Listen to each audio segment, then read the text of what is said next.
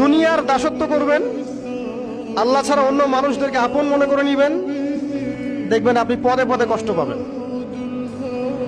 কারো কাছে আশা করেন না, কষ্ট পাবেন না। আমি এই প্রসঙ্গে কথাগুলো বললাম যে দুনিয়াকে আপন মনে করতে নাই, আর আল্লাহকে আপন মনে করতে হয়। আল্লাহকে আপন মনে করলে তখন আমার উপর কিছু দায়িত্ব চলে আসে। কি দায়িত্ব? আল্লাহ আমাকে সৃষ্টি করেছেন, রিজিক দিয়েছেন, লালন পালন করছেন, বাঁচিয়ে রেখেছেন, তার হাতে আমার মৃত্যু, তার হাতে সবকিছু।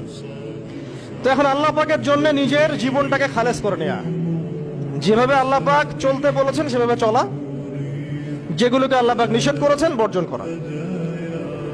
আর রাসূলুল্লাহ সাল্লাল্লাহু আলাইহি ওয়াসাল্লামের সুন্নাহ আল্লাহ পাক রেখে দিয়েছেন আমাদের সামনে। এই সুন্নাহগুলো যদি আমরা অনুসরণ করতে পারি, ইনশাআল্লাহ এই দুনিয়াতে কিছু পাই বা না পাই, ইনশাআল্লাহ পরকালে আপনি আল্লাহর ক্ষমা পাবেন ইনশাআল্লাহ।